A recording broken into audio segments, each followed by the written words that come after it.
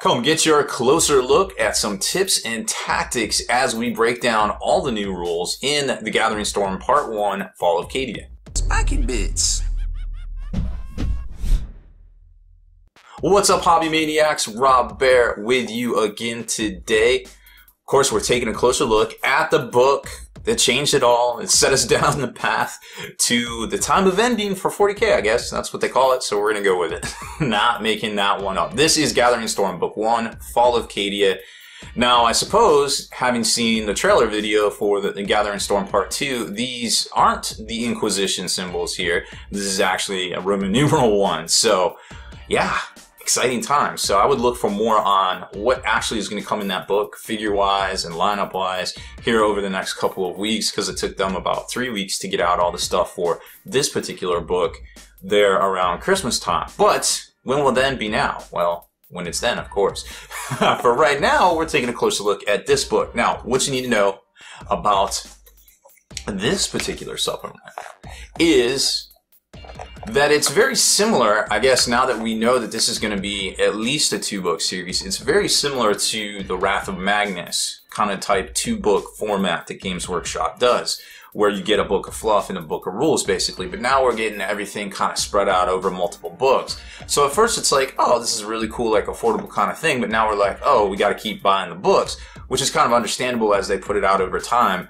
As perhaps what a lot of people are saying, and my own personal gut is saying, is a substitute to new actual codex releases. Remember, we only saw several new codexes last year, if you start thinking about it. So there's definitely that to consider in earnest as we kind of head into what many people expect to be a new rules rollout towards the end of spring or maybe even summertime there. So you've got this whole section here. It is a great book. You are going to want this book if you play Imperials, as opposed to the Imperial Agents book, which kind of left a sour taste in a lot of people's mouths, where you can still use the old rules and there really wasn't any air quotes actual new content in there, unless you wanted to kind of ally some stuff in differently with the smaller formations that were in that book, right?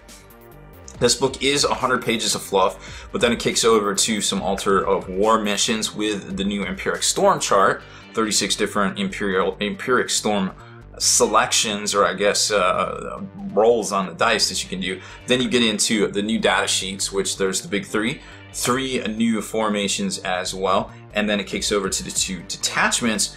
But maybe more importantly is we do get 2 pages of actual new war gear in here, as well as some new tactical objectives for the air quotes Inquisition. So that being said is a brief summary of the actual rules that are in here. Now, what's good, what's not? Well, let's take a look. This is where we break it down. This isn't our first look. We're not going to tell you what happened to the storyline, although there is a lot of spoilers and stuff in here. If you haven't heard already, bad things happen, good things happen.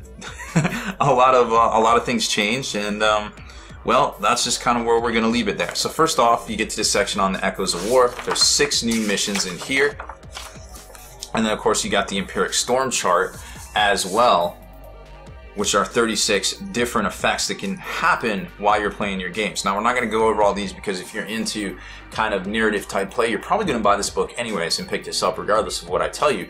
But what a lot of people want to know is, hey, do I need to buy this book for my army's particular rules? And even if you did buy this book, hey, what are some good combos that you think are going to be effective out of here that I can use in my army that I'm making with all this stuff here? Now, generally, and I haven't read through the Altar of War missions, they follow along with particular events that are happening in the fluff section, which is the 100 pages preceding it. So I can't tell you right now because, again, I haven't read these, but this looks like an event that actually happened in the book where they're fighting over Creed, basically. So there are opportunities, if you like the story, you're like, oh, let me go play that particular, event that happened in the fluff. I want to play that out on the tabletop, and then these Altar of War missions are your opportunity to do such, which is really cool because there's the narrative side, there's the collectible side, and then of course there's the tabletop side. The collectible side being that, this is a kind of like a collector's 5 model set really to pick up, and it comes in a nice collector box. Of course, I'm referring to the Triumvirate of the Imperium box set. Now, before we get to the actual war scroll section, the thing I like to do is, and I do this with the normal codex, is go back and read their special rules in the back. So that way, when we encounter them in their particular sections, we know what the heck they're talking about, you know what I mean? Because if you're like, well, I don't know what an Arc Scourge is, well, here it is right here, and now you already kind of know. So some of these are standard, some of these have changed, or some of these are new, rather, for this particular book. Of course, you have the ranged weapon, the Condemner bolt gun. We've seen that in the past. It's basically a bolter that's strength 5, but it includes Psyshock, which automatically causes a perils against anything with the Psyker or Brotherhood or Psyker special rule right there. Kicking over to special issue wargear and skipping the melee weapons spot for right this second. We also have Psych Out grenades, which we've seen in the past as well. They're grenades you can throw. They also cause Psyshock. And they have a blast, which is really funny because if you throw those at a particular, Psyker unit, well, there's a chance that you'll pick off a few of them, at least cause the perils, and maybe you'll get lucky with that. And at the very least, it'll cause a wound to them, hopefully. Then you've got the Psyoculum, which isn't new, but not quite as frequent in the rules themselves. That is an instrument that allows whoever carries it, the bearer and their unit, to count as having ballistic skill 10 for both shooting and firing snapshots. And that's very important because, remember, it has no effect if their unit is firing snapshots. But at ballistic skill 10, that allows you to hit on 2s. If you miss, you actually roll 1, you can reroll that dice, and on a 2, you hit. So it's very hard to not hit when you have ballistic skill 10, and of course it's only against anything with Psyker, Psychic Pilot, or Brotherhood of Psyker. So it won't come into play quite all the time, but against some psychic heavy armies, yeah, it's a nice thing to be aware of, and you can put Shadowfax in, or I keep wanting to call her Shadowfax, obviously that's not her name, but you can put her in with a squad that could target and spit out some hot fire against the Psychers there. And then of course Refractor Field, standard 5-up invulnerable, we've seen that in the past, Scratch Skull from the Mechanicus books. Again, it's something that basically lets you identify a single mysterious objective if you play with that. A lot of people don't on the competitive scene. Now, back to melee weapons, we've got a couple of new ones here. We got the Arc Scourge, which is a +1 strength AP4 Haywire Machine Scourge Mastercrafted weapon. It's a favorite out of 30k. A lot of, well, I wouldn't say favorite, but a lot of models in 30k actually have it. A model equipped with this weapon can reroll the result when rolling to determine the effect of the Haywire special rule. So generally, if you don't roll a 1, you're getting a Haywire effect. So if you do happen to roll the 1, well, that special rule comes into play, and it's pretty good. Macandrite Hive, also really cool. It's kind of like the reverse impact kind of hit, additional 2d6 attacks, all at initiative 10 step, and do not grant the model an additional Paladin. So whenever you're making melee attacks, make sure you read that correctly. Even if you got assaulted into, you're still going to have that opportunity if you are based with somebody to go ahead and make those extra attacks. So it's kind of like the Electromancer, but kind of not. But it's just an extra kind of bonus that happens regardless of if you charge or you are charged. It just kind of happens at initiative 10. So they have all sorts of trickery there. Now we have 2 new pages of wargear. Booyah! Of course, you got the Ecclesiarchy and the Arcana Mechanicum section as well. Now 1, 2, 3, 4, 5, 6, and 1, 2, 3, 4, 5, 6 as well. Brand new relics, brand spanking new relics. Sometimes relics are worth buying the books just for those particular things right there, I feel like sometimes. So first off, we've got this interesting one here. This is a 2d6 kind of a ranged kind of Nova attack almost that targets everything within its range, including flyers and flying monstrous creatures. Interesting note right there. And it does a Haywire hit to them, 1 use only. So it's kind of like a little coup de grace thing. I'm not sure it's worth 30 points, but definitely be aware that it exists. Then you've got the Quantum Annihilator, which is an 18-inch range, 2d6 strength, AP2, assault D3 weapon. It's Quantum Paradox, so basically if it fires, that's what your strength is. Now, if your roll goes above 10, it automatically gains the instant death special rule. Now, something to note, and it's probably not going to come up very often in your games, unless you have something toughness 6 or higher.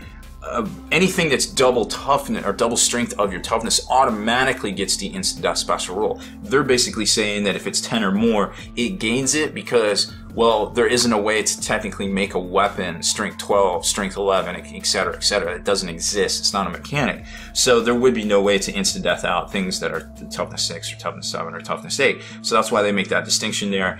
giving it instant death. But remember, you always are instant death if your strength is double the toughness of the target you are shooting at. It's something you gain. It's on page 36 in the main rulebook under rolling to wound and stuff. So it is in a separate spot than the USR. So make sure you do not make that mistake in your games. It just kind of makes sense too, to be quite honest.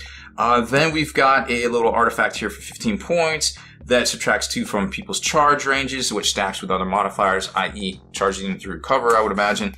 Memento, more specs. What does this one do? I forget. Oh, this is the one that changes weapon types. You can change anything to Cognos Weapon, Monster Hunter, Skyf Hunter, or Tank Hunters. That could come in handy. I think it's worth the 30 points, and obviously the Cognos Weapon ability really comes into play if you have something with multiple fire options or something with a template, to be quite honest.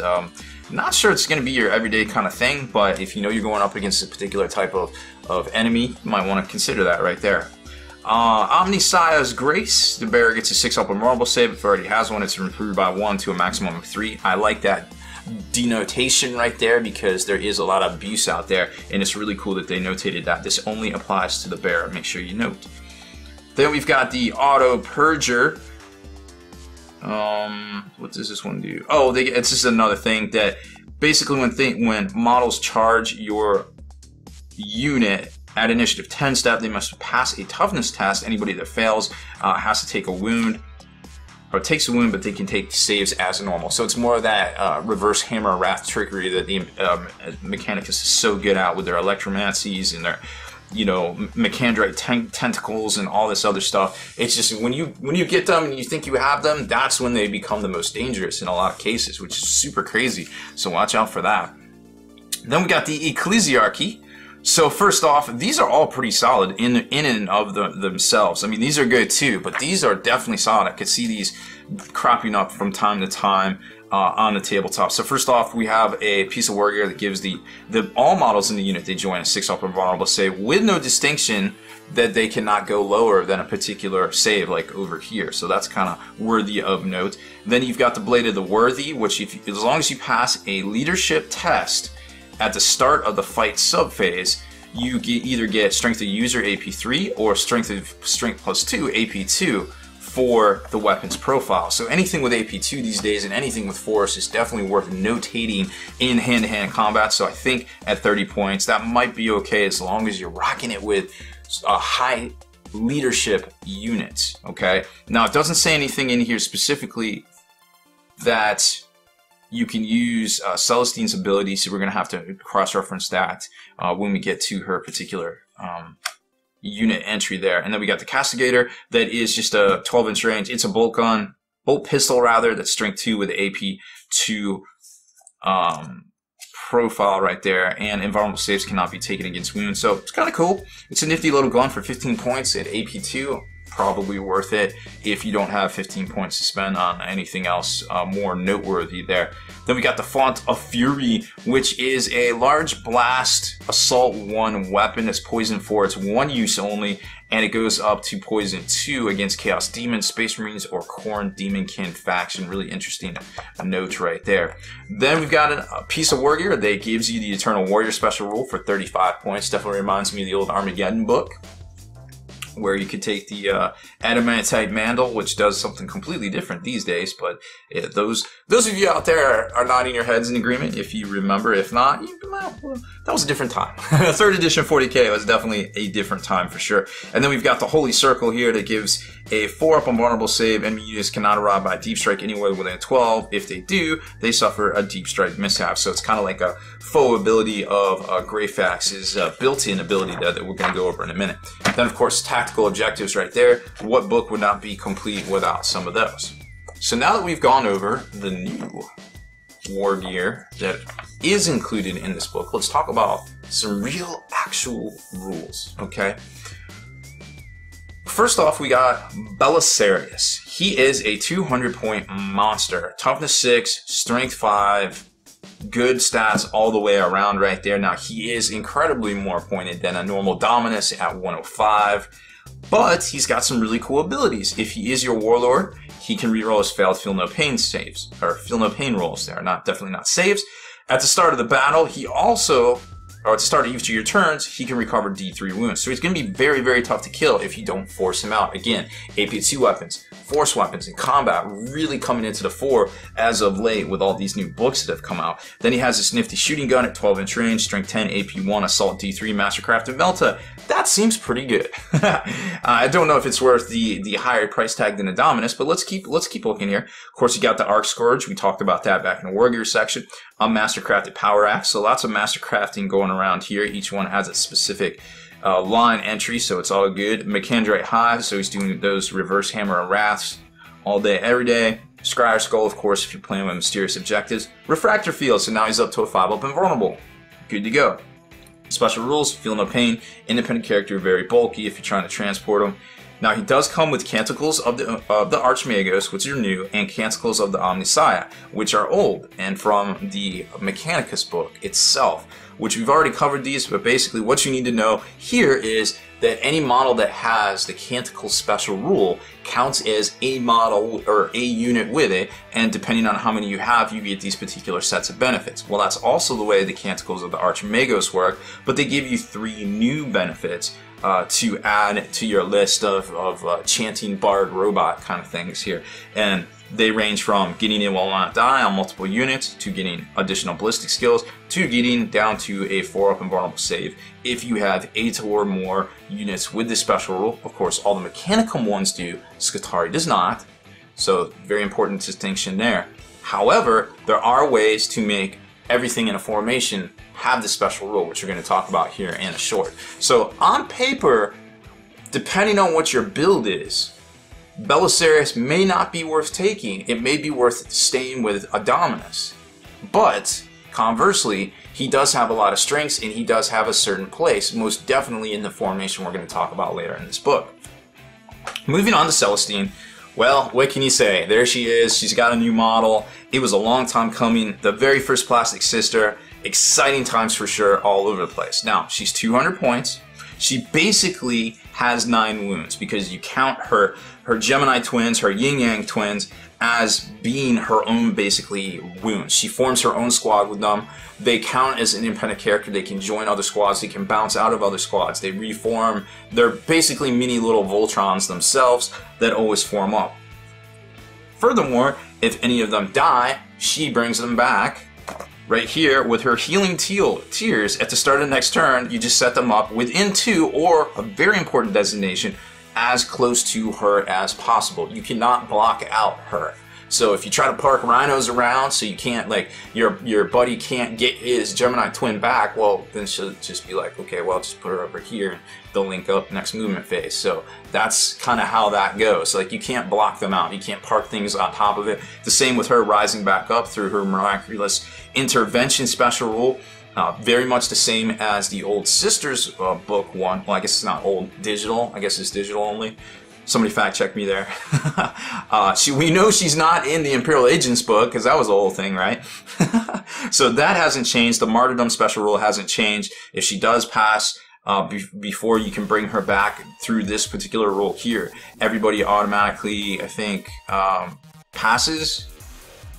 Yeah, passes all leadership until the end of the next turn for their act of faith. So kind of like a little combo thing. If she does happen to fail her initiative 10, we'll be back roll basically right there. But enough about that. That's what happens if she does die. But while she's alive, she has a lot of other things going for her. Obviously, her little mini squad of Gemini twins takes all of her wounds while she is alive, but that's assuming she's not joined up to somebody else. She just got an orbital bombardment. It is only strength 8, but it's AP 3. You could catch some people slipping with it. You know how it is. Comes with a bolt pistol and power sword for the Gemini twins. Of course, she has her standard loadout with the Ardent Blade and the Armor of St. Catherine, a 2-up, 4-up invulnerable. Of course, she can use the Ardent Blade as a flamer or her +2 strength, getting her up to 5. AP 3 Armor Blade Mastercraft. Granted, it would be better if it was AP 2, but she's still pretty good with it, to be quite honest. This is going to be the basis and the addition for a lot of Death Star armies out there. You know, we were talking to Horton the other day, who just won the Scarab GT with basically Magnus, and he's like, hey, I played Raven Guard, Eldar, Warcon back to back. So it's really starting to kind of, I guess, the glue is kind of starting to set on what armies out there are good and why. And now when we have these little supplements to just kind of cherry pick units from and add them to existing archetypes, well, that's just going to make things better. Okay, so I'm not saying, hey, if you're a competitive player, you're a DB for, you know, running Eldar, because Eldar's always been good. Demons have always been good. You know, now you've got Warcon really coming on the scene.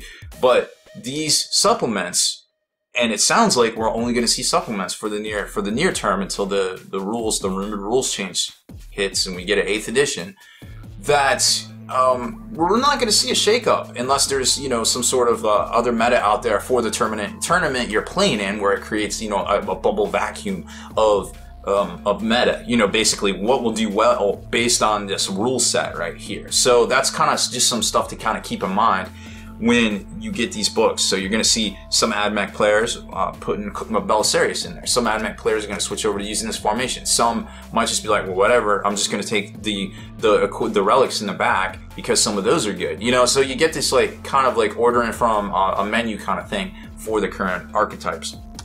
So Celestine's back. We have rules for her. She's awesome. She has the hit and run ability, the fearless ability, her saintly blessings, which we're going to talk about in a second, all really add up to really being that maybe that final straw, or that final little puzzle piece to put into your army that really kind of breaks the backs of your opponents. And of course, the saintly blessing is just icing on the cake, in my opinion. Once per turn, you just basically can pick one of these fantastic little abilities here, and you can only do it once per game, and anything within 12 or all associated units within 12 are affected. And then if you have an independent character in, like, say, a troop squad, well, he's affected too, as long as they remain in the unit. So basically, if you have an HQ, it gains Zealot. If you have a troop, it gains Feel No Pain 6 up. If you have an elites unit, it gains Fierce Charge and Counter Attack. If you have a fast attack unit, and you select this one here, Crusader and Fleet, heavy supports become Relentless, and Lord of Wars get the You Will Not Die for the remainder of the battle, which is pretty cool. The rest of these are just towards your next turn, but the Lord of War one is the remainder of the battle. Okay, if she is your Warlord, well, this is pretty important too. Beacon of Faith, all friendly models within 12 use her leadership value when taking acts of faith, or perhaps more importantly, the War Hymn test. Because remember, your Imperial Priest or your Priest are only leadership 10. Or excuse me, 7. So if you're taking it on a 10, that's pretty awesome. Even Uriah Jacobs is only a 9, which is prone to failures more often than you would believe. Trust me, I've done it. It can happen. Just don't roll 6s in that particular instance right there. Next up is Inquisitor Greyfax, which you've probably heard me Floridian slip and say Shadowfax, because obviously Lord of the Rings, who hasn't read that? It's just too close. It's too close. I had not purged my cache for the day, my mind cache there. 150 points. Seems a little high for an Inquisitor, but once you start really digging into what she does, sounds a lot better and better as we go. Now, of course, she is just a simple human. So she's strength 3, toughness 3, whatever, average human stats right there. No big deal. Nothing that would really surprise anybody. She comes with a Contender bolt gun, which we talked about. That is that fantastic Perils of the Warp gun. Mastercrafted power sword, AP3, whatever. Frag and Crack, Psych Out grenades, and Psi-Oculum. So whatever squad she joins gets that really cool ballistic skill 10 buff. Now, if she is your Warlord trait, this is very important. This is gonna come up more often than not. And maybe what might become the Gene Stealer cult meta, hard to say, but they're out there, and they're the boogeymen right now. They may see play, they may not. People are switching their lists up, you know, for things like LVO based on seeing Gene Stealer cult. Now, this book will not be legal actually for LVO, because that is the end of the ITC circuit, but it will certainly be legal for just about every other major event of the year, assuming, you know, 8th edition doesn't really super change everything over, right? Okay, getting back to the Warlord trait, enemy infiltrators cannot be set up anywhere within 24 of Inquisitor Greyfax, which initially you're like, 24, that's not that bad, but then think about it. If you put her on the center line of the center of your back line, the 6 foot line, you really only leave a foot on each edge. Now, if you're playing Hammer and Anvil, you just successfully locked out nearly the whole, you definitely locked out the whole edge of the board, and then, you know, the radius going out. of 24 from her as well. So it's both sides of her, which is a significant chunk of the tabletop. You're talking a 24-inch diameter circle that there's only so many of those on the table. So this is a big bubble once you start thinking about it, and that's pretty huge. Now, she is an independent character. She has preferred enemy psyker. She is a psyker, so she's not kind of like the assassin kind of thing, but she does very similar things. She has a mastery level 2, and she's stubborn. And stubborn is very important here. She's not fearless. She is stubborn. So her leadership 10 really comes into play right there all day, every day. Now, she has the indomitable will. When making a Deny the Witch test, Greyfax always counts as having a higher mastery level than the Psyker manifesting the power. So that's pretty huge, to be quite honest. Like, you're not going to get a whole lot of, because she's a Psyker, she might be higher mastery level, right? She is definitely higher mastery level right here, so you're talking 3 right off the bat. There's not a lot of mastery level 3 psychers out there, to be quite honest. So that's a huge boon right there. She always knows the Aura of Oppression, and she may generate 2 powers from the Telepathy discipline. Well, telepathy is a pretty good discipline, to be quite honest, and getting 2 rolls on it, well, you're probably always going to get that Psychic Shriek, right? Or was that Telekinesis? I don't know. Sometimes I get things mixed up. I don't think it's Telekinesis. Now I am double checking myself. But regardless, that is pretty dope. Now she has the Aura of Oppression, which is Warp Charge 1 or 3. On a 1, it targets a single non-enemy unit within 12. The target unit must immediately take a pinning test. Okay, so it takes a pinning test. There's no if it fails or if it passes. It just takes a pinning test. You might pin yourself, whatever. Even if this test is passed while the power is in effect, the target unit cannot run, turbo boost, perform sweeping advance, or fire Overwatch. That is huge going up against Tau right there. It's also huge for like locking down anything that might turbo boost or run or try to get to objectives or things like that in the late game. Dirty Eldar definitely come to mind. Alternatively, you can attempt to manifest this power at Warp Charge 3. If you do, the power targets all enemy non-vehicle units within 12 of the caster. That is crazy. Like, that successfully locks down quite a bit of the battlefield from, like, you know, assaulting in on things that could really hurt you in Overwatch, i.e. even AdMech can really do work in Overwatch, and then, you know, man, that is just huge. So telepathy is Psychic Shriek. I did not make a faux pas right there. Nailed it. So that, she's good, and you're gonna see her enlist, sideboarded in, or just in there for the meta. This is overall a good box to pick up. You could split it with your buddies, you know, if you don't play a particular faction. I could definitely see that happening. Alright, then the Triumvirate of the Imperium itself, aka the Formation Billboard. The special rule here is Inspiring Presence. Any armies of the Imperium that are within 12 or 2 or more models from the Triumvirate have the Stubborn special rule, which is great because negative modifiers don't apply, and automatically pass pinning checks. Also awesome. Friendly units from the armies of the Imperium that are within 12 inches of all 3 models instead have the Fearless special rule, which obviously is better than just being stubborn, so that's something to definitely keep in mind there. The Gemini twins do not count towards this total, and exemplars of the Imperium. If you choose a model of the Triumvirate to be your warlord, then the models from all of this formation use their warlord traits. So you basically get all of the warlord traits for the low price of just picking one. At 550 points to basically field this formation, I mean, it might have a place in some lists. You're not going to probably see it competitively, but it definitely is something to write home about and take notice of.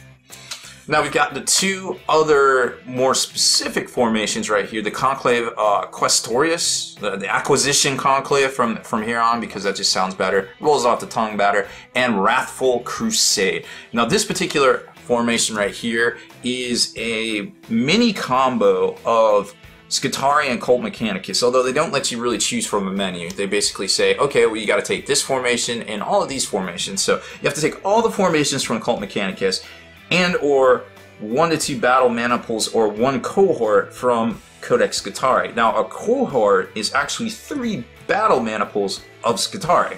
And of course, you got to take a Belisarius. So on my cheat sheet here, because I wrote it all out, I didn't get too in depth on it because once I realized how many points it was, it just got kind of silly. So you're talking here this Holy Requisitioner formation out of Cult Mechanicus, 105 for a Dominus and 150 each just for a base Breachers. You know, you're already up around 400 points plus Belisarius, that's 600, plus a battle mana pool from Skitarii and which is one Vanguard, one Ranger, one Rust Stalker, one Infiltrator, one Dragoon or the other Dragoon equivalent, and an Onager, then you're really talking a lot of points here. You're up around 1,000 points just for that first half, which, you know, is definitely kind of pricey. Then you get to the Cohort Dominus, or the Cohort Cybernetica right here. You're talking a Dominus and 2 units of Castellans, Cadillac Destroyers, right? That right there is 290, 290, and 105. So now you're definitely approaching 1850 very rapidly, and you still have 2 more formations to take. The Conclave, of course, is 2 units, or 2 to 3 units of the Fulgurites or the Corpus, the little Electro Priest guys, and those are 90 points each, so you're talking 300 points right there. And then a Knight Titan of your choice, which, you know, 325 to 425, get out of here. You know, that's just not, that might be borderline 2K if you min-max it, but there's this little thing right here. If the Conclave, if the Acquisition Conclave contains the maximum number of units, then all units in the formation gain the Doctrina Imperative special rule, which isn't bad, because that's the Scutari special rule that lets you once per game adjust up ballistic skills, adjust up, you know, weapon skills and different things like that. Once, you know, you can use each combination once per game. So that's kind of cool. During army selection, each character from the Acquisition Conclave may upgrade one of their weapons, including one purchased as an upgrade, but not as a relic or equivalent, to have master crafted special rules. So kind of okay too, but I feel like for the risk versus rewards right here, kind of the only thing that really stands out to me is that they all get the Canticles of the Omnissiah special rule, or Omnissiah. But again, most of the stuff in here already has the Canticles of the Omnissiah. All the Cult Mechanicus stuff does, so really you're just giving it to the Battle Maniple and the Imperial Knight. I think it's great if you have these models, but I don't think it's competitive. It's definitely very narrative in play, just because you can now combine the 2 sides of the Mechanicum dice and play with them. But that's all I'm really seeing here. Now, if we kick over to the Wrathful Crusade, there's maybe a better way to do this, and that they give you towards the end of the book. We'll talk about that in a sec. The Wrathful Crusade is a little bit more useful, but not super useful. It's more on the fluffy narrative side, as far as I can tell. The special rule is, of course, Crusader, which makes a lot of sense once we start reading what comes in here. You get Celestine, you get Greyfax, you get 1 Space Marine Captain, which notably can be upgraded to a Chapter Master. 0 to 1 Stern Guard, which are great. I mean, anytime you can take a Stern Guard seems like a good idea. 2 to 4 Crusader squads. Those are basically the Black Templar chapter tactic units from Codex Space Marine. You can have up to 10 in a unit. You can have up to 10 of the little scout dudes in there, the neophytes. One of them is a battle brother. You know, he's basically your sergeant. You can give him bolt pistol close combat weapons. You can give him bolters. Kind of doesn't matter. I don't think it's competitive. It's definitely fluffy if you want to do something cool and kind of reenact what's going on in the book. Like, go for it. Like, this is the way to do it. 1 to 2 Space Marine assault squads, which obviously can have drop pods. They can have jump packs. Whatever you want to do. They're 70 points each. And then a Militarum Tempestus platoon, which is actually kind of cheap. Of course, those are the Scion guys. You really only need a command squad and 1 particular platoon to satisfy, or 1 troop choice to satisfy the platoon formation kind of thing. But let's see what you get if you do all that. If it contains the maximum number of units, then all the units in the formation game the Zealot special rule. Zealot's great. It's the best version of Hatred out there all day, every day. But I don't think it's worth maxing this out for. Unbridled Fury. You can reroll failed charge rolls. If you roll a 10 or more when determining the distance, all models in that unit have the Furious Charge special rule, which is a huge boon. But how often do you roll a 10 when you're charging? Let's be honest. It doesn't happen very often. You know what I'm saying? It's like basically you just rolled the dice and failed a leadership test on 10. If you think about it, it's the reverse. It's literally the reverse of doing that, except for the 10 is included. So think about that in your back of your mind. How often does that happen? Not very often. So again, these are great fluffy formations that go along with the storyline in the book and are really neat. And if these match up well against like a Chaos kind of version of the Chaos side of Fall of Cadia, which might not be the case. It looks like it's going to be more focused on the Eldar and Eldrad, judging by the rune. I'm not exactly sure what you do with this, but it's still cool. It's still fluffy. There are far more narrative and far more non-competitive players out there than actual competitive players. If you think about it, LVO has, what, 500 competitive players signed up this year? And Well, I mean, those are basically the crux, you know, the very crux of the pyramid here of competitiveness. But, you know, what's underneath the pyramid is the rest of the folks that just like to buy the stuff, read the fluff, be up on it, maybe paint some minis, maybe play with their friends every now and then. And that, you know, Games Workshop definitely has a delicate balance of writing these books for both them and the people at the top of the pyramid, which are the, in some cases, very vocal minority. I think we can all agree. If you've ever been on this thing called the internet. Okay, so the last two things we're going to cover today in our tips and tactics review are the two detachments in here. And they basically give you an overview like, hey, if you're going to play Unbound, well, you don't really need any of this stuff. But if you are going to play, you know, Battleforged, well, here you go. This is kind of how you do it. And we got these two things here, the Grand Convocation, which allows you to field the various forces at Mars' disposal, unified in their devotion under the Omnissiah. So both sides of the mechanical coin, Skitarii and Cult Mechanicus, coming together, being friends, going after that dirty despoiler. And then the Castellans of the Imperium, which represents a force assembled from the number of the Imperium's armies. The Castellans detachment allows you to forge the greatest of humanity's defenders in one combined army. So lots of cool stuff all at once. The ultimate 40k fat kid buffet is here. But first, we've got the Grand Convocation. Now, there isn't any freebies in this one, unfortunately. This is not a freebie Warcon, but it has some interesting mechanics nonetheless. Now, there's designations here for what faction abbreviation is what. The only thing that's really outside of the norm is the Astra Militarum / Imperial Agents Engine Seer special rules right here. Everything else is pretty much drawn from the Cult Mechanicus or the Skitarii books. Of course, you have your Imperial Knights, which we all know where they're from, so that's whatever, I feel like.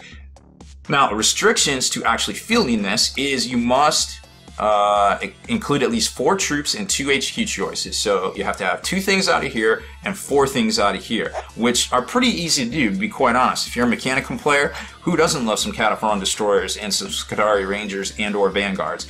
And also, who doesn't love them a Tech Priest Dominus? Perhaps you want to go with Belisarius up here, or you could take both because you need to take 2. So once you get to that point, now it's just 40k fat kid buffet right over here. You're going straight up, all right, well, let me get 6 of this, let me get 6 of this. You don't have to. You can get up to 6 elites, 6 fat attacks, 6 heavy supports, and up to 3 Lord of Wars. Pretty cool. So you can kind of go from, you can scale this. This isn't like these formations here where they're basically locked in to a certain point. Where you're not allowed to order kind of from a menu. This is straight up menu. Like, hey, do you want to supersize it? Do you want to not supersize it? You want to go 2K? You want to go 3K? That's what you got right here. And you get to combine both sides of the Mechanicum, like I was saying, and get some pretty neat rules. All vehicles in this detachment now have the It Will Not Die special rule. So that, hey, guess what? That includes your Lords of War right there. In addition, all vehicles in this detachment that are within 6 inches from an HQ at the start of the turn have the power of the Machine Spirit special rule. Pretty cool. Not too shabby, of course. Chosen of the Omnissiah, the detachment is chosen as your primary. You can choose to reroll the result on the Warlord Trace Tail, man, whatever. That only applies to a Dominus or I suppose an Engine Seer. New Spirit Choir. If this detachment's force org chart contains the maximum number of units, then all units in this detachment have the Canticles of the Omnissiah special rule. And that might be pretty big, to be quite honest. So all these guys basically turn into robot bards. They're all basically counting at this point as Cult Mechanicus because now they all have that special Canticle special rule. So whatever number of units you have, as soon as you pop off over that 8, if you have Belisarius, now you have access to the Canticles of the Omnissiah as well. Well, you would have access to it because you already took him, but they use the same rules as the Canticles of the Omnissiah. So the Archmagos ones use the Omnissiah ones. Works the same way, but now everything in here, even the Knights, even the Skitarii stuff, now count towards your 8. And 8 is the magic number because anybody within a certain range now become 4 up invulnerable saves. So now everything in here, because I'm assuming you're going to have more than 8 with combined between the 3 factions, now everything's going to get a 4 up invulnerable save. And I don't think I need to tell you guys how good that is. That is pretty baller.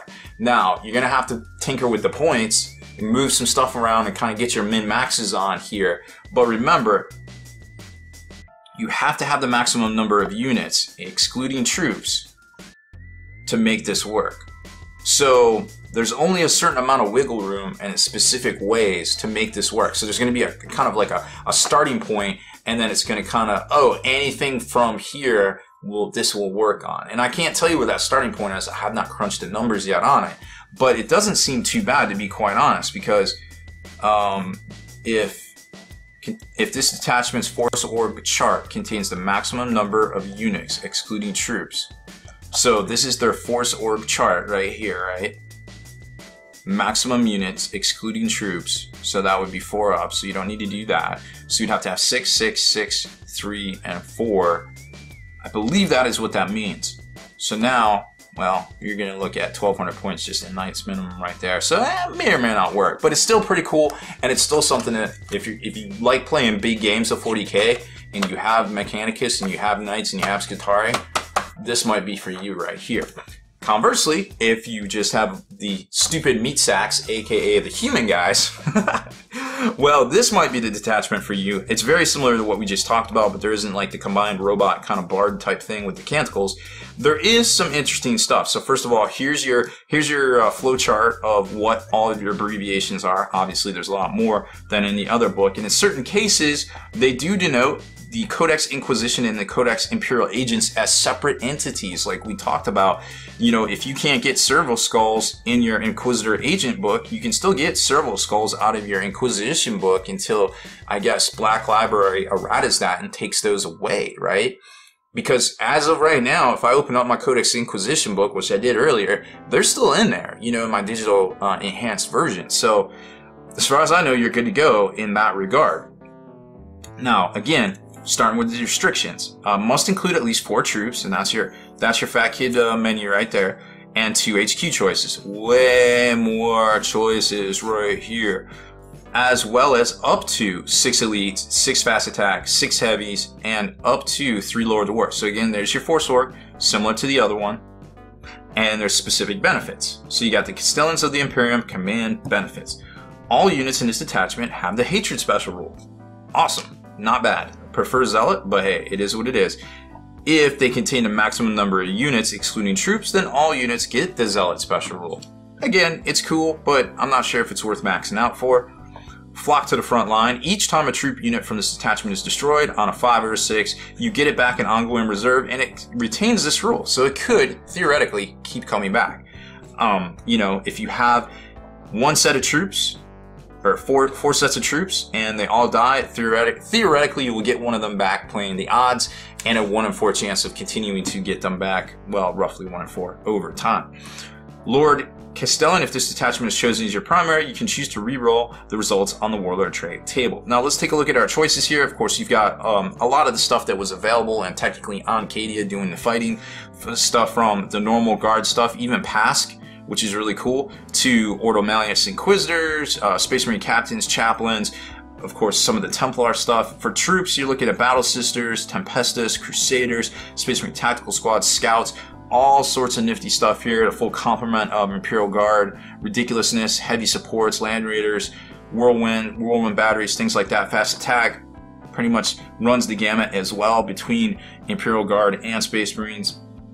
Lords of War are a little bit more enhanced. Of course, you've got the both the Shadow Sword and the Baneblade chassis tanks, as well as the Big Baddie Knights. Not the Cerastus patterns, but just about everything else in there. And elites, you've got the Assassins mixed in with Ogrons, mixed in with Centurions, mixed in with Terminators. Like, it's all here. Like, this is the ultimate 40k fat kid buffet to take advantage. I mean, you have to take 2 different factions in here, but look at the choices.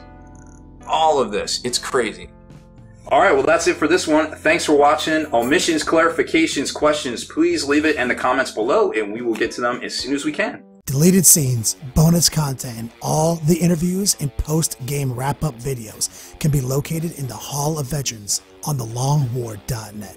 Visit thelongwar.net today and try a week completely free with no strings attached. That's not all. TheLongWar.net is also your hobby resource for exclusive early access with an ad-free experience to all your favorite videos. Members of the Hall of Veterans gain early exclusive access to multiple hobby videos.